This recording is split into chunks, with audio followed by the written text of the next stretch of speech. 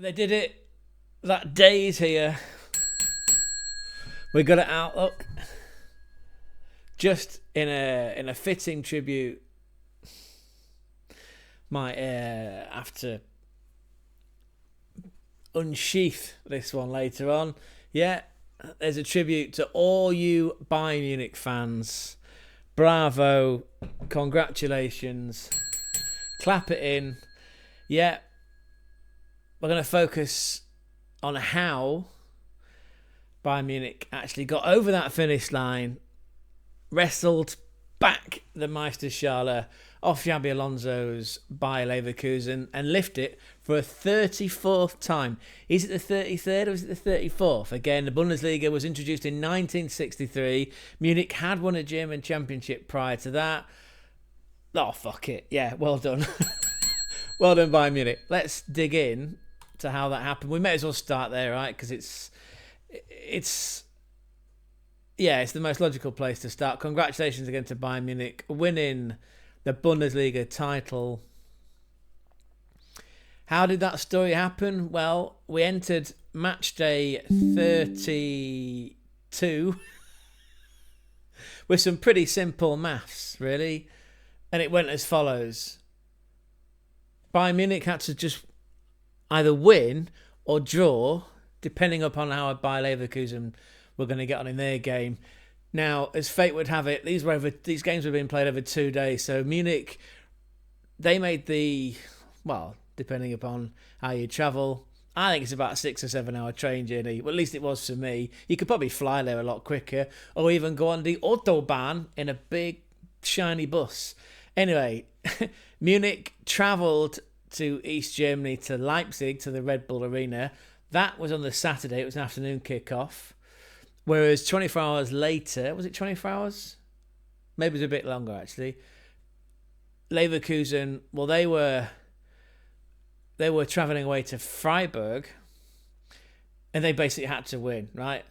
Had to win to take it any further. And just in context, up until the start of kickoff on match day 32, that meant there were 3 games left. So technically there were 9 points available. Don't forget there was an 8-point gap going into that set of games. There was an 8-point gap between the leaders Munich and second place Leverkusen. So again, the maths is pretty simple.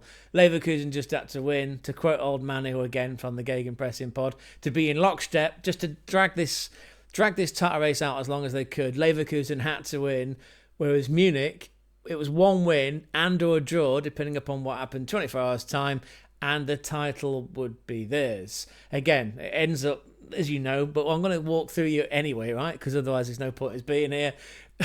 It ends up being the 12th title in 13 seasons.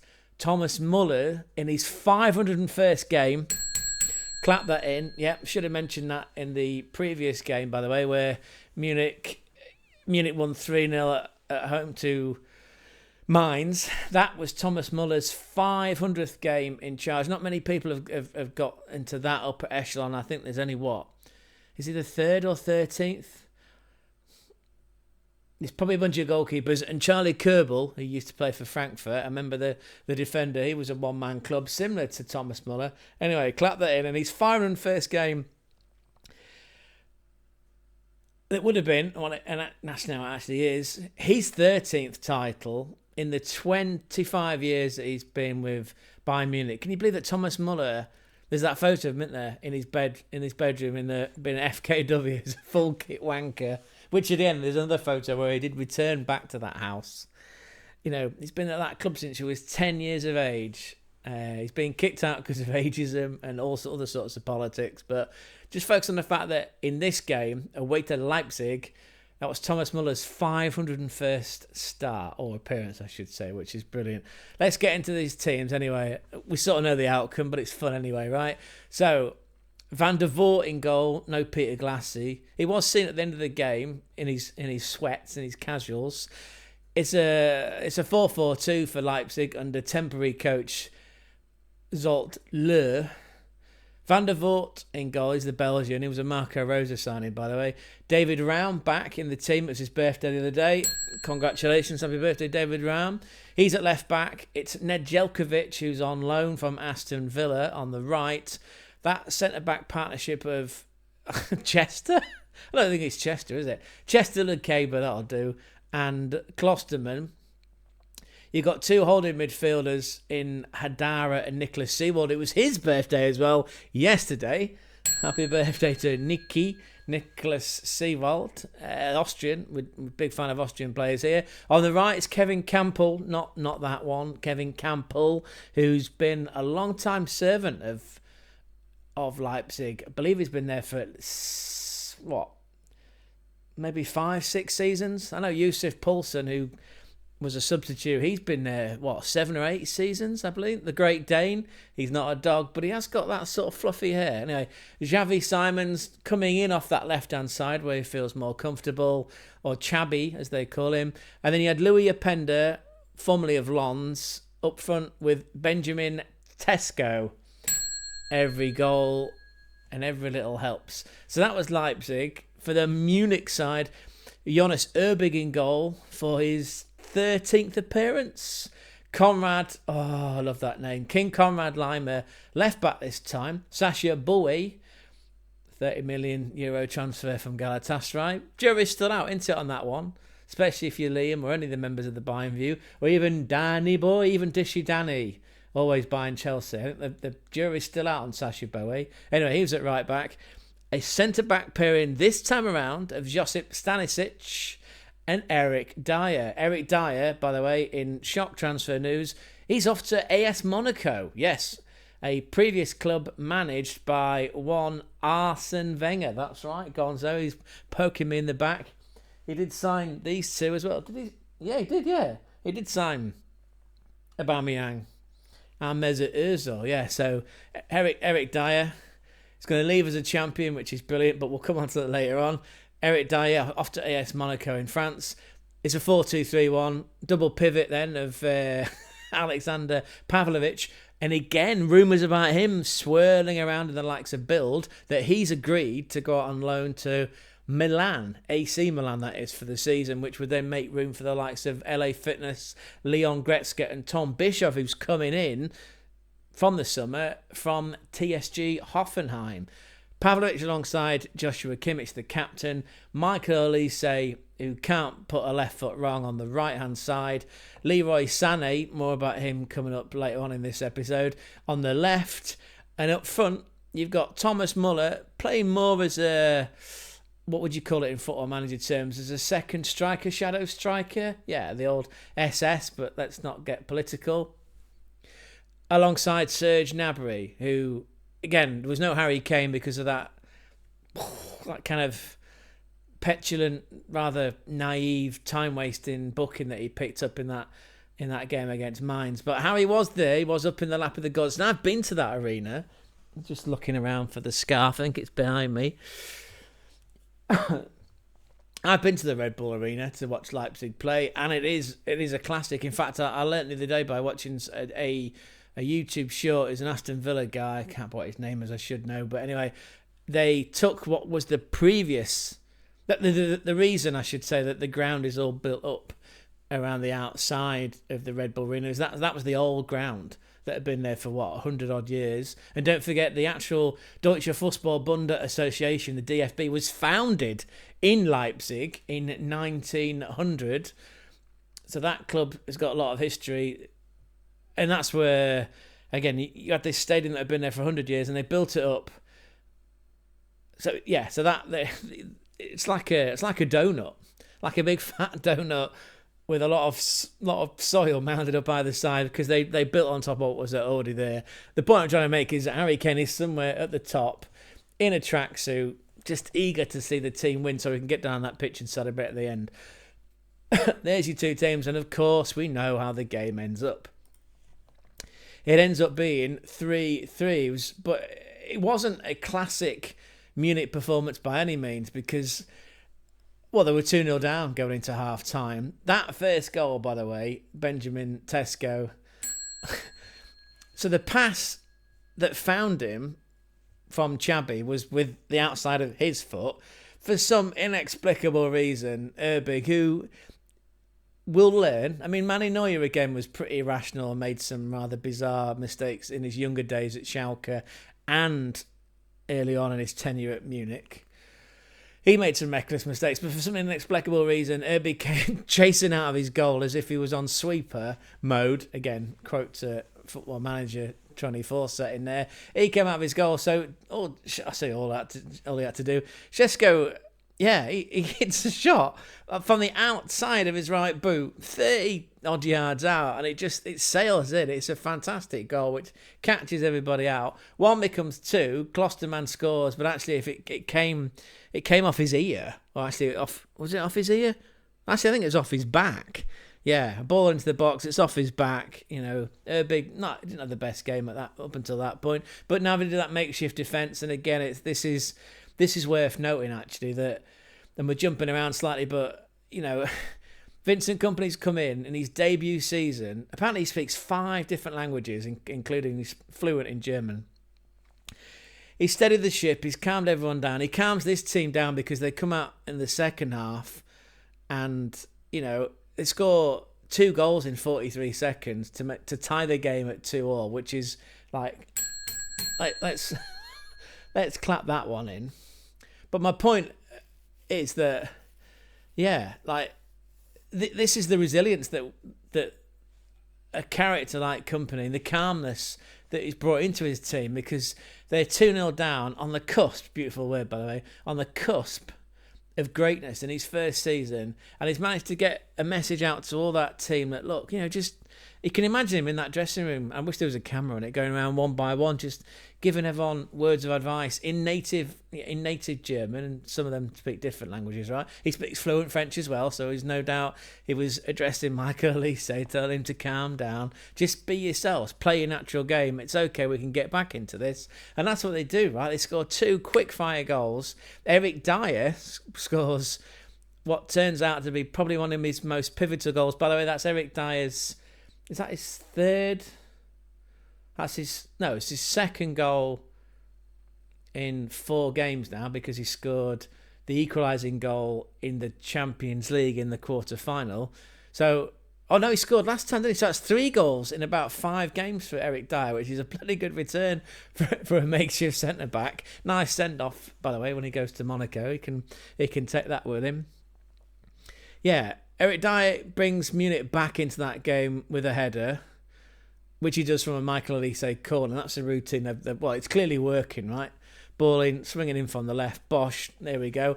And then, literally from the restart, Leipzig just completely lose their heads. They're overwhelmed in midfield. I'm sure Conrad Leimer was involved in it. The ball gets swept out to Sané, then it ends up with Elise, and then wallop, right? It's just like it's pandemonium, and then Leroy Sané scores on the 83rd minute, just like lashes this ball in past Van der Voort and the Leipzig defence, and it's 3-2. And then the camera cuts to Harry Kane in the lap of the gods in the top, sat on the top of the donut. He's like high-fiving. He's then screaming down, you know, at the back of the stadium, down the stairs. He's then touchside, right? And he's like, he can't wait to get stuck in and celebrate. And then Josef Poulsen pulls out the equaliser in the 95th minute to sort of flatten the mood slightly, because again, then it's like, well, they've got to wait 24 hours to find out how Leverkusen are going to get on. Again, spoiler! You know, Leverkusen could only manage to draw in that game. We'll touch on that briefly in a few minutes, but let's just look at some of the data from that game, right? So that's Eric Dier's 3rd goal in 5 games. Michael Olise, he scored, right? So that's in the Bundesliga alone for Michael Olise. That's 23 goal involvements, 10 personal goals, 13 assists. That was from Michael Olise. Who else we were talking about then? Serge Gnabry got involved in the action too. We can have a look at him. So for Gnabry, that's 6 goals and 5 assists. He's been used off the bench 13 times. So, you know, okay, he has featured in 25 of the 36 games. It's not 36, so is it? 32 games of this grueling season.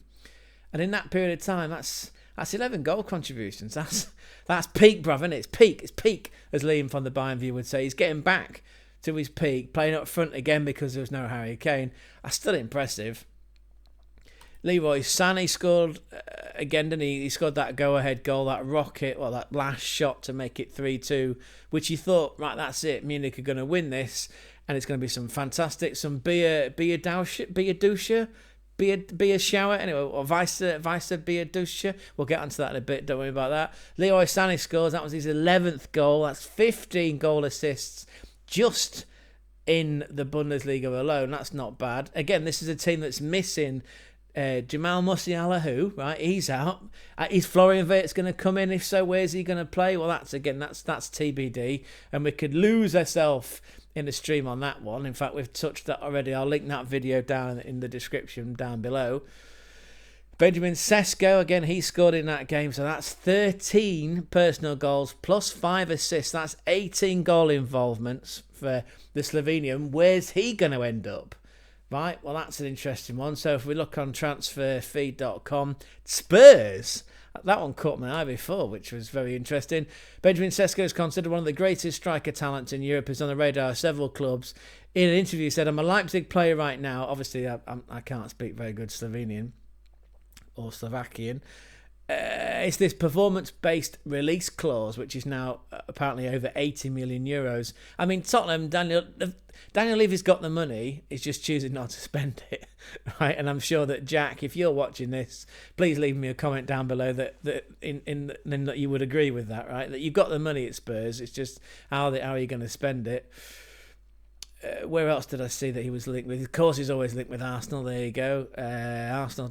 Goal.com reports Arsenal's interested in Benjamin Sesko and his performance-based release clause. In that, Gonzo's telling me that, yeah, this story's been running since last summer. Since summer 24. Reports suggest it could be sold for as much as 86 million. Whether or not they get Gokares, whether or not Arteta decides to buy both.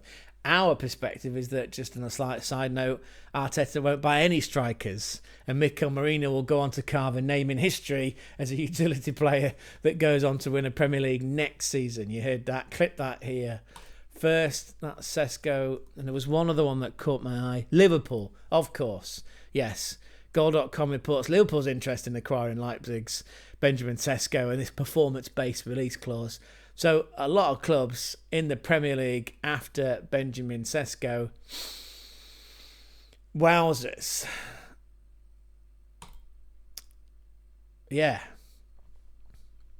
We should probably look at that Leverkusen result though, right? Just to give all this context. So 24 hours later, in a game where Leverkusen must win in order to keep the drama in suspense, they decide to go 2-0 down. Yeah, Maxi Eggestein, the hard-working, he does the ugly work. He's not an ugly man, he just does the ugly work in midfield. He put Freiburg ahead on the 44th minute. Now, there's an interesting comment from Granit Xhaka, and I think this was mirrored by the words of Xabi Alonso, that in quite a few occasions this season, Leverkusen have conceded a goal just before half-time. And actually, if you go back and look at those games and you sort of then extricate, well, what would the points been if those goals hadn't gone in? Then we might be looking at a very different outcome in this year's Bundesliga in terms of Leverkusen potentially could have retained that Meisterschale. As it was, 1-0 became 2-0 because unfortunately Hincapie, he scored an own goal. But they are called Leverkusen for a reason, right?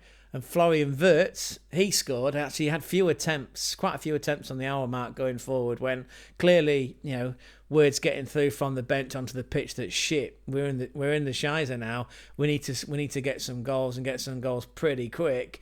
Florian Wirtz scored. In fact, I'm just going to quickly take us here so we can take you through more of a detailed narrative.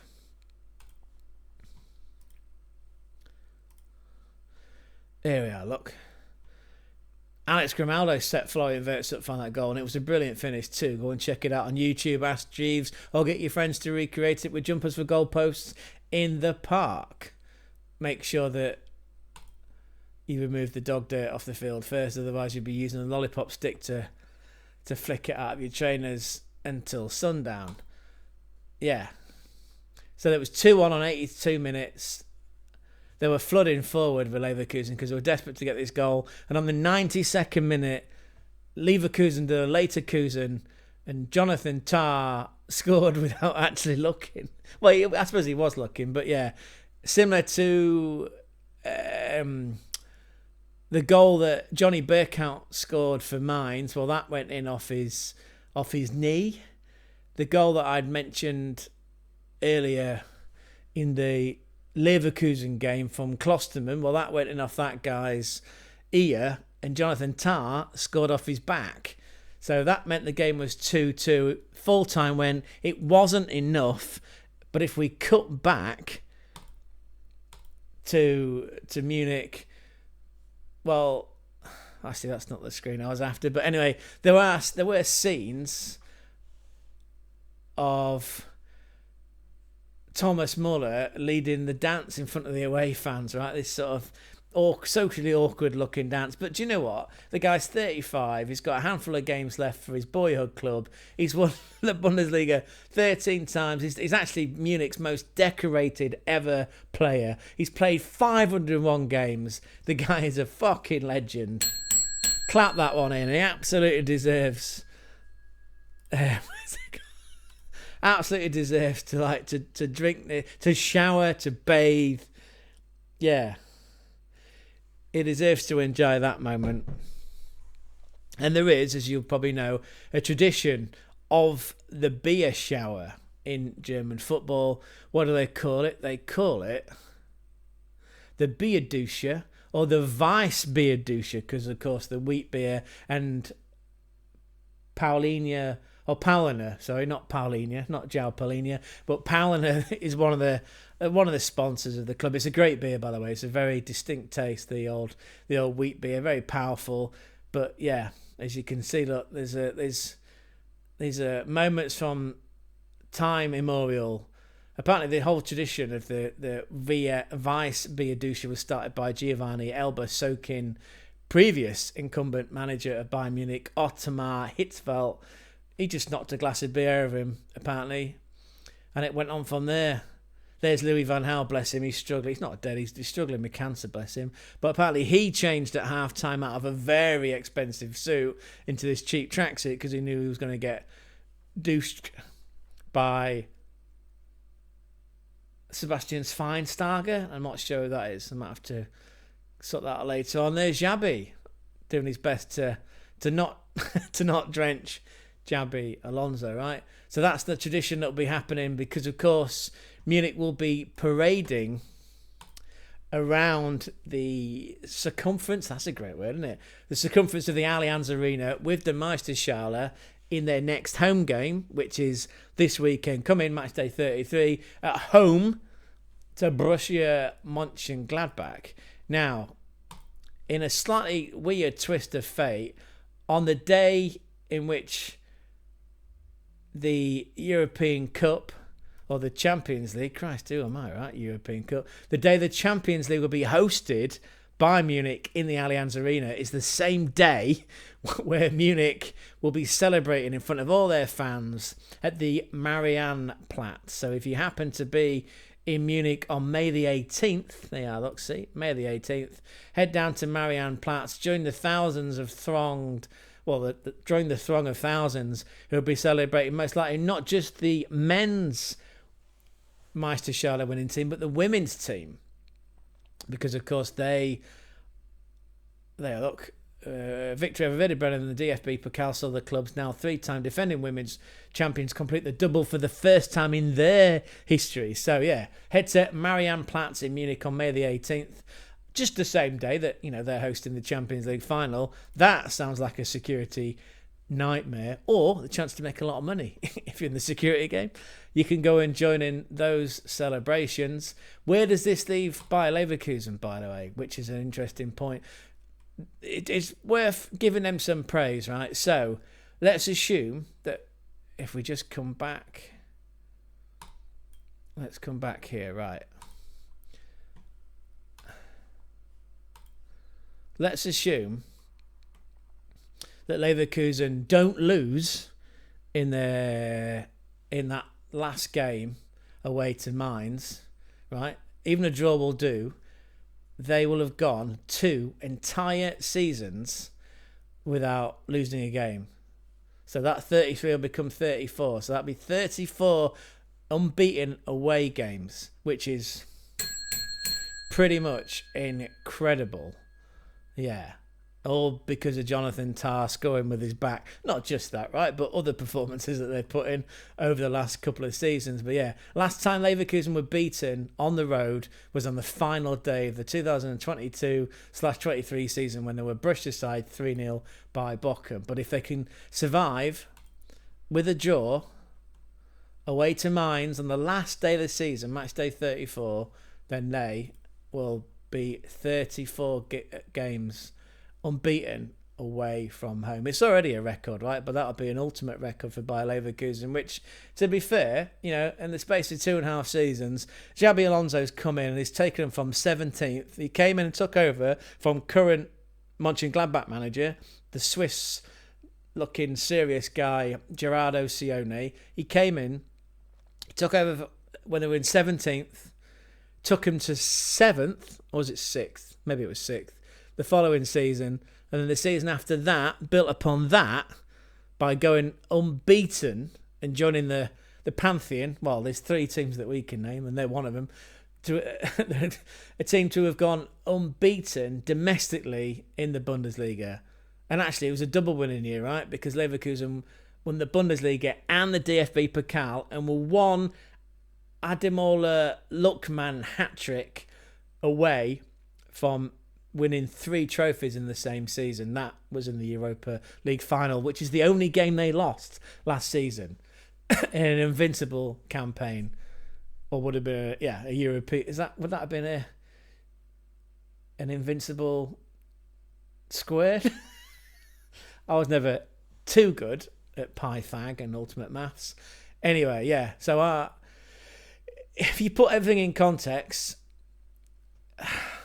it's pretty incredible. Now, where does this leave Xabi Alonso and the likes of Florian Wirtz? Well, again, if you check out the Football Show with Jan Ager Fjørtoft, formerly of he played all over the place, didn't he, really? But Fjørtoft, the Norwegian striker, he played in the UK for Middlesbrough. He played for Swindon, Middlesbrough, and in Germany he played for Frankfurt, where his heart really is. His lad Marcus was also a professional footballer who played, in the MLS. I believe he had trials at Arsenal as well.